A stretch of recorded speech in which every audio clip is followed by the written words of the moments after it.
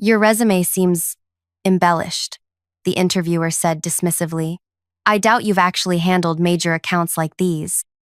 My chest tightened as 15 years of hard work were brushed aside with a single sentence. The weight of my dwindling bank account pressed down as I sat straighter. Every achievement listed is genuine, I said quietly. The market expansion strategy I developed. Anyone can write numbers on paper. The interviewer cut me off with a thin smile. Without backing from a prestigious firm, these claims are questionable at best. 8 months ago, I was directing projects across 5 countries until new ownership pushed out experienced women for their inner circle. Now, I was on my 73rd interview, facing the same wall of doubt. The interviewer tapped my resume with a pen. This client portfolio seems particularly far-fetched. The side door swung open. A person in an expensive suit walked in, stopped mid-stride, and stared at me. "It's you," they exclaimed with genuine warmth. "The miracle worker who saved us last year. When every consultant said our product line was doomed, your strategy completely turned things around." The interviewer's mouth opened slightly. "That's precisely why I'm here today," the client continued. "We want to triple our investment with your firm. Is she joining your team? Because that would seal the deal immediately." Before I continue this incredible story, I need you to know something. Have you ever been underestimated? Ever had someone look at you and decide your worth before you even spoke? If you felt that burn of injustice, you'll want to stay until the very end, because what happens next changed not just my life, but an entire industry. My name is Aviva Renault. At 42, I had built my career in international market strategy from nothing. Growing up in a small Midwestern town where girls were expected to marry young and stay close to home, I'd defied expectations by working 3 jobs to put myself through business school. My analytical mind, combined with genuine empathy for consumer needs, had become my professional signature. I'd cultivated the ability to see patterns others missed and translate those insights into profitable strategies. But sitting in that interview room at TGR Advisory, none of that seemed to matter to Philomena Oswald, the chief talent officer whose pencil-thin eyebrows had remained raised throughout our entire conversation. After the client, Elias Bowen, CEO of one of North America's fastest-growing consumer goods companies, left the room, Philomena's entire demeanor transformed. Her rigid posture softened. The critical edge in her voice disappeared. "Well, this is certainly unexpected," she said, adjusting her glasses. "Elias is notoriously difficult to impress. Tell me more about how you worked with his company." I took a measured breath. I designed their Southeast Asian market entry strategy last year. Their previous consultants had recommended against expansion, citing cultural barriers. But I identified specific regional opportunities they'd overlooked. Philomena nodded enthusiastically, as if she hadn't spent the previous 20 minutes questioning my capabilities. Fascinating. And the results? 37% growth in their first 2 quarters, outperforming initial projections by double digits. "Impressive," she said, scribbling notes. "We should accelerate your application. In fact, given your experience, we might consider you for our senior director position. The compensation would be quite generous." The whiplash from contempt to courtship gave me emotional vertigo. Just moments ago, she had practically called me a liar. "The position requires someone who commands respect," she continued, oblivious to the irony. "Someone with gravitas." I watched her rewrite our shared reality in real time. The dismissive interviewer was gone. In her place sat an enthusiastic advocate who'd recognized my potential immediately. As she outlined next steps, my mind drifted back to 8 months earlier. I'd been executive strategy director at Crest Innovations when a venture capital firm acquired us. The new CEO, Preston, had called me to his office on a Tuesday morning. "Aviva, your track record is stellar," he'd said while examining his cuticles, "but we're implementing a more aggressive growth model requiring different leadership chemistry." Translation: the boys' club was closing ranks. Within 6 weeks, all 5 female directors were replaced by men from Preston's network. Most had less experience, but the right energy for the new vision. My severance package was generous, designed to prevent lawsuits rather than honor contribution. At first, I'd been confident. With my experience and results, Finding a new position seemed inevitable. But 73 interviews later, I'd encountered countless versions of Philomena, people who couldn't reconcile my achievements with their perception of who should have achieved them. We could have an offer prepared by tomorrow, Philomena was saying now. I'll just need to confer with the executive team, but after Elias's endorsement, it's practically a formality.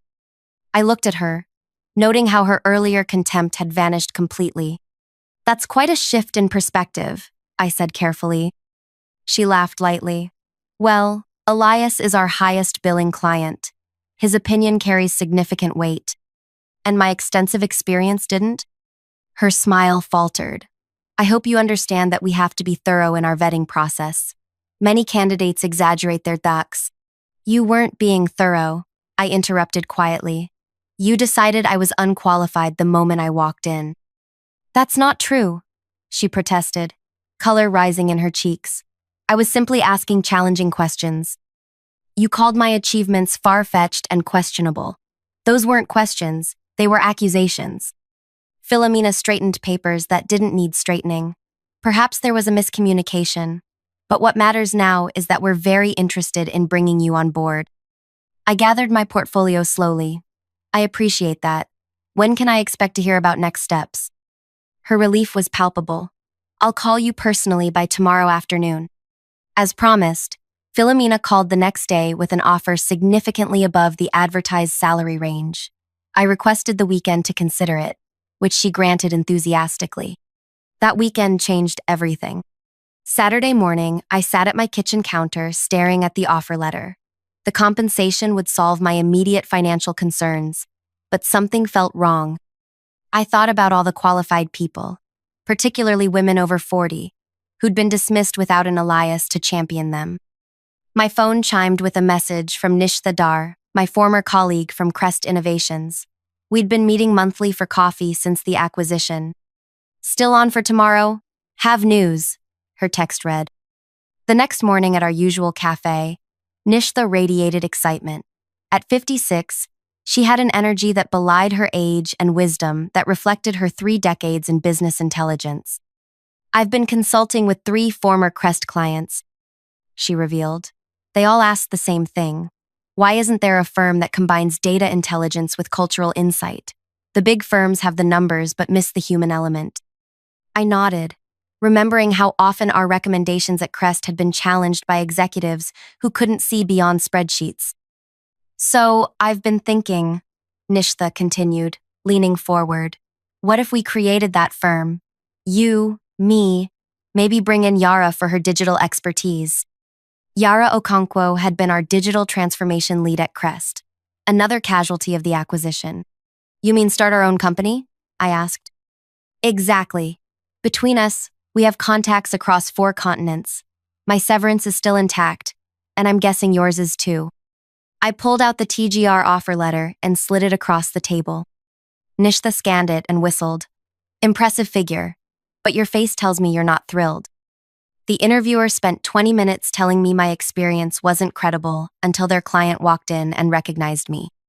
And now they're desperate to hire you, Nishtha said, understanding immediately. Classic. If I take this job, I'm entering another company where my value is determined by who validates me, not what I've accomplished. Nishtha handed back the letter. So what's your alternative? For the first time in months, energy surged through me. Maybe you just suggested it. Over the next 3 hours, we sketched the outline of what would become Prism Strategies. Our vision: a consultancy specializing in markets the big firms considered challenging, regions they typically approached with Western-centric models that missed crucial cultural nuances.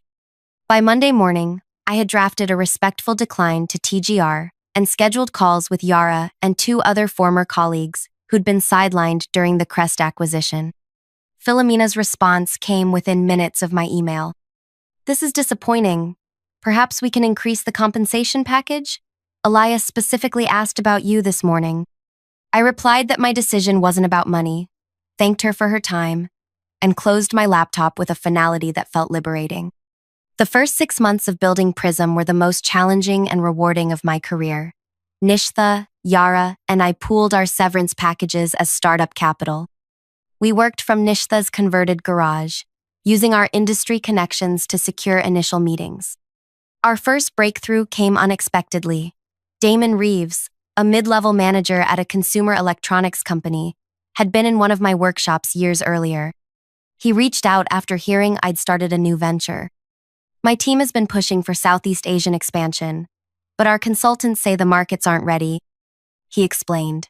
I remembered how you approached similar challenges. Would you consider providing an alternative assessment? The project budget was modest, but the opportunity was perfect. We spent 3 weeks developing a comprehensive analysis that identified specific entry points overlooked by traditional metrics. When we presented our findings, the room's energy shifted from skepticism to excitement. 2 vice presidents who hadn't been scheduled to attend showed up midway through. This is exactly what we've been trying to articulate, one said afterward. You've quantified the opportunity while addressing the cultural complexities. That single project led to 3 referrals, each slightly larger than the last. By month 4, we had hired 2 analysts and moved into a small office space. Then came the industry conference that would change everything. The annual Global Market Summit was the premier gathering for our industry. Normally, a startup like Prism wouldn't have warranted attention, but Yara had previously chaired the technology panel and leveraged that connection to secure us a small presentation slot on the secondary stage. Our topic, Invisible Markets, Identifying Overlooked Growth Opportunities, wasn't designed to be provocative. We simply presented case studies showing how traditional assessment models systematically undervalued certain regions and demographics. What we didn't know was that Elias Bowen would be in our audience. When the Q&A began, Elias stood up. Your methodology challenges everything the major firms have been telling my board. How confident are you in these projections? I recognized him immediately, but maintained my professional composure. Our models have consistently outperformed traditional projections by 23 to 41% in these markets. We have the data to support every assertion we've made today. You certainly do, he said with a smile. Your strategy transformed our business last year. I'm curious why you're not with TGR now. I specifically recommended you to them. The room grew quiet. TGR was one of the conference's major sponsors, with their CEO scheduled to deliver the next day's keynote. I decided to pursue a different opportunity, I replied diplomatically. Elias nodded thoughtfully. Well, their loss is apparently significant. My team would like to hear more about your current work. Are you taking new clients? Selectively, I answered. The buzz began immediately after our session. Attendees who had skipped our presentation requested private meetings. Industry reporters who had been focused on the major firms suddenly wanted Prism's perspective. But the most significant moment came that evening at the networking reception. I was speaking with a potential client when I noticed Philomena Oswald watching me from across the room. Beside her stood TGR's CEO, Gerard Walsh, his expression tense as Elias approached me with purpose. Aviva, Elias called, loud enough for nearby conversations to pause. I've spoken with our board. We want to transition our entire APAC strategy work to Prism. Philomena's face drained of color. That's a substantial portfolio, I said, aware of the attention we were attracting. Worth every penny based on your previous results, Elias replied. Besides, we've been dissatisfied with our current consultant's limited vision. I felt Philomena's stare intensify as she whispered urgently to Gerard. We'd be honored to discuss the opportunity, I said professionally. Excellent. And fair warning. I've already mentioned your firm to several colleagues from other companies. Expect some calls. As Elias walked away, Gerard and Philomena immediately intercepted him. Their conversation appeared tense, with Elias shaking his head repeatedly. Later that evening, Gerard approached me at the bar. Aviva, isn't it? Gerard Walsh, CEO of TGR. I understand there was some confusion during your interview process with us. No confusion, I replied evenly. Your talent officer made her assessment quite clear until Elias changed her mind. Gerard winced slightly. Sometimes our processes don't properly identify exceptional talent. I'd like to personally apologize and explore whether there might still be a fit between your expertise and our organization. I met his gaze directly. That's kind of you, but Prism is my focus now. Perhaps a strategic partnership then? Your boutique approach combined with our global resources could be powerful. Before I could respond, Nishtha appeared at my side. Sorry to interrupt, but our next appointment has arrived. No such appointment existed, but her timing was perfect. Of course, I said, turning back to Gerard. It was nice meeting you. The conference marked a turning point for Prism. Within 3 months, we had secured contracts with 7 major clients, including Elias's company. Our team grew to 17 people, each hired not just for their technical skills, but for their diverse perspectives and experiences. If you're enjoying this story so far, I want you to hit that like button right now. Subscribe to our channel and click the notification bell, because we share these real-life business revenge stories weekly. Stories about underestimated professionals who completely transform industries after being dismissed. Your support helps us bring more of these authentic experiences to light. Now, let me tell you what happened next, because the real revenge was just beginning. Our rapid growth necessitated a larger workspace. We found a light-filled office in a converted warehouse district. Nothing extravagant, but with room to expand. I insisted our conference room have glass walls facing the main work area. Transparency would be literal at Prism, not just a buzzword on a mission statement. 6 months after the conference, our client roster had tripled. We'd expanded to 28 team members, each bringing unique perspectives shaped by diverse experiences. When most firms sought graduates from the same 5 universities, we discovered brilliant minds from schools no one in our industry recruited from. Vera, our research director, who'd been rejected by 12 major firms despite her groundbreaking market prediction models, revamped our entire analytical framework. Milo, a 60-year-old former teacher who'd gotten his business degree after 30 years in education, brought psychological insights that transformed our client communications strategy. What made our approach revolutionary wasn't just our diverse hiring, it was our methodology. Traditional firms filtered all market data through established Western economic models. We inverted the process, examining markets through local cultural contexts first, then applying economic analysis. The results consistently outperformed industry standards by staggering margins. One Tuesday morning, 13 months after founding Prism, Yara burst into my office, waving her tablet. "You need to see this," she said, placing it before me. The industry newsletter headline read, "TGR launches new division, Horizon Markets." The article detailed how TGR was creating a specialized unit focused on undervalued international markets with unique cultural considerations, nearly identical language to Prism's marketing materials.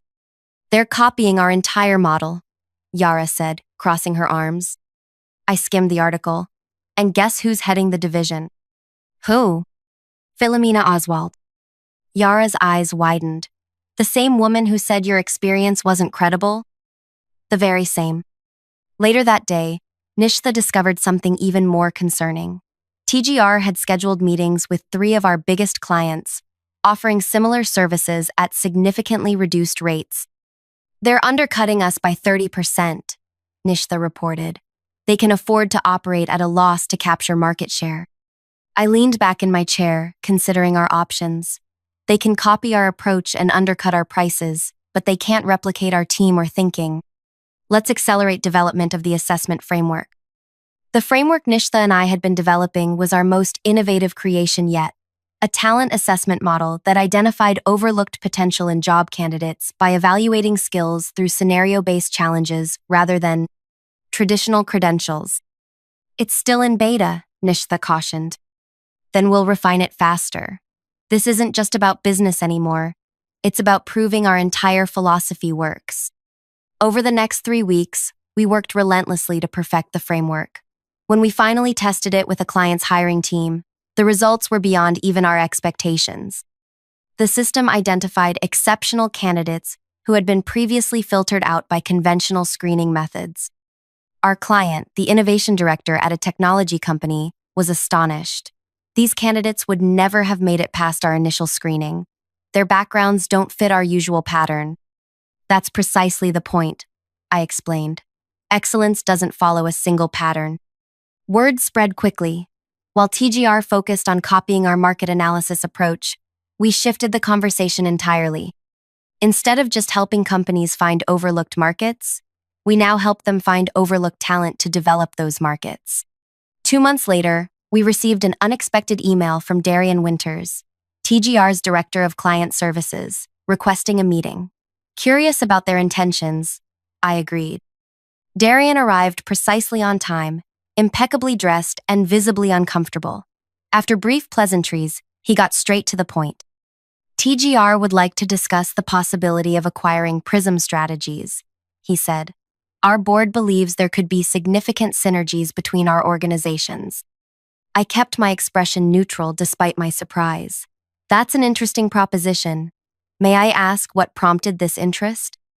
Your growth has been remarkable, he replied carefully. Your methodologies, particularly your talent assessment framework, have generated considerable attention in the industry. The same methodologies TGR is currently attempting to duplicate? He shifted in his seat. There may have been some parallel development, but our leadership recognizes that your team has a unique approach that would be valuable to our organization. I see.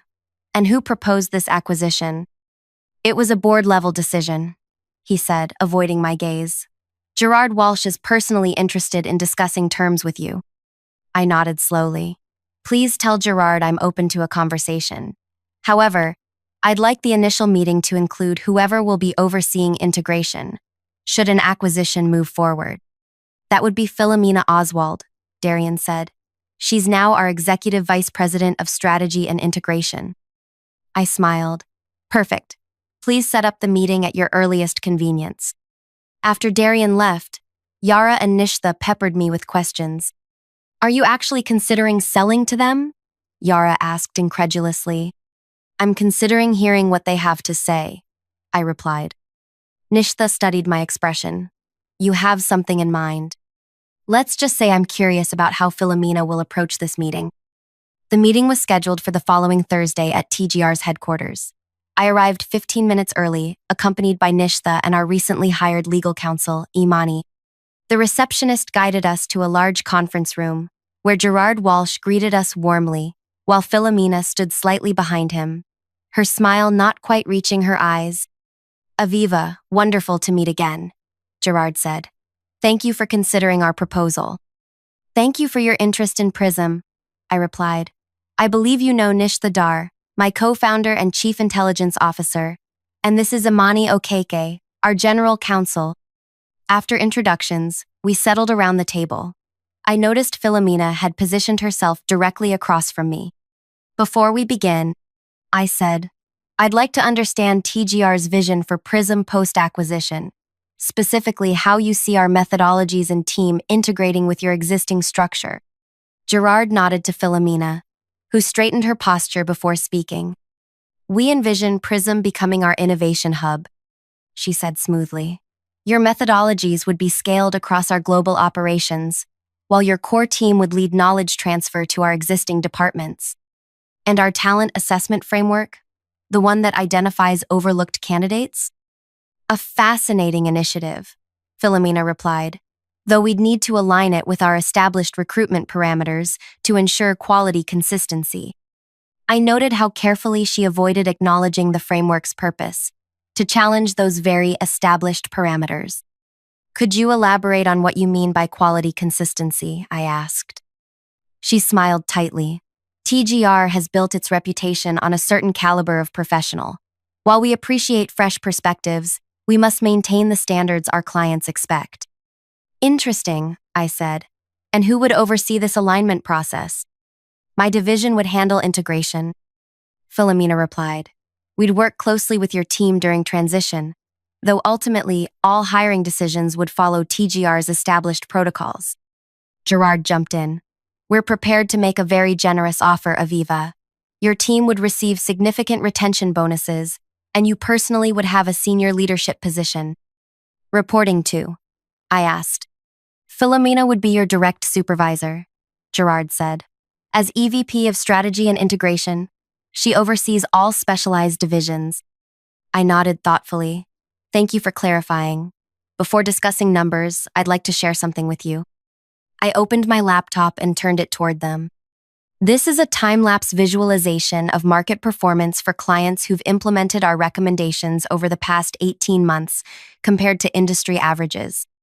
The animation showed dramatic outperformance across multiple sectors and regions. Both Gerard and Philomena leaned forward, their expressions revealing genuine surprise at the magnitude of the differences. These results aren't just marginally better, I continued. They represent fundamental shifts in how these companies approach market development. Impressive, Gerard murmured. Now, I'd like to show you something else. I switched to a different visualization. This represents the demographic and experiential diversity of teams that achieved these results compared to industry norms. The contrast was striking.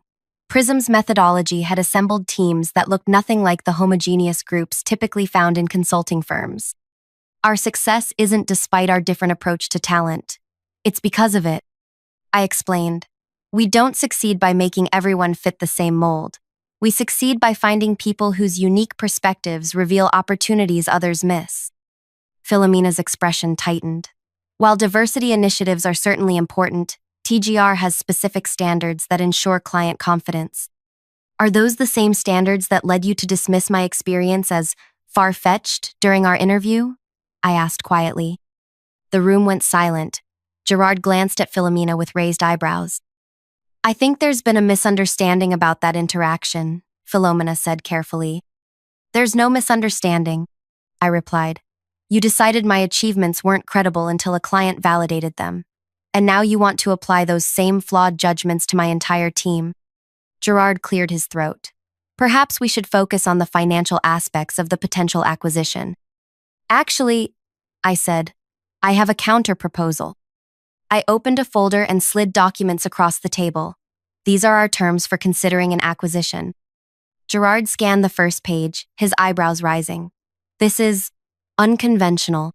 So is our company? I replied. Philomena frowned as she read. This stipulates that Prism would operate as an independent division with complete autonomy over hiring and methodology. Correct, I said. And this section, Gerard continued, requires the creation of a new department dedicated to inclusive hiring practices, with authority to review and override standard recruitment processes. Also correct. Philomena's voice turned cold. This effectively dismantles our entire talent acquisition approach. It transforms it, I corrected, based on proven results. And you would personally oversee this department? Gerard asked, reaching the final page.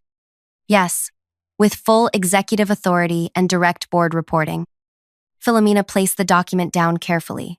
This is completely unacceptable. You're essentially demanding control over how TGR hires across the entire organization. I'm proposing a system that identifies excellence wherever it exists, I replied calmly, something your current approach consistently fails to do. Gerard looked troubled.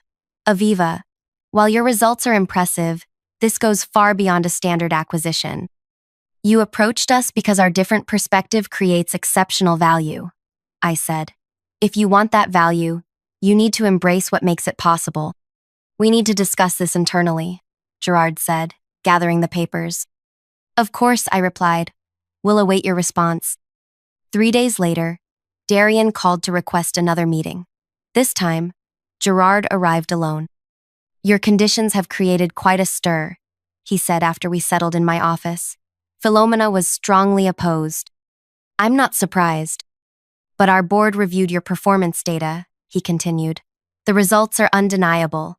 They've authorized me to continue negotiations with some modifications to your terms.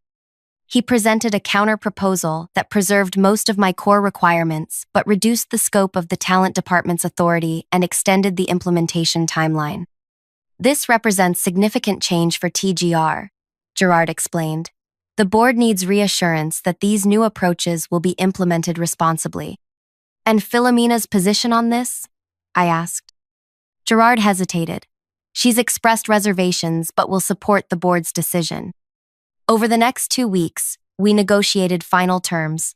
The agreement maintained my requirement for an independent inclusive talent department with significant authority. The implementation timeline was extended, but with clear benchmarks to ensure progress. 1 month later, we announced the acquisition. The industry press covered it extensively, particularly the unconventional structure that preserved Prism's autonomy while transforming TGR's approach to talent.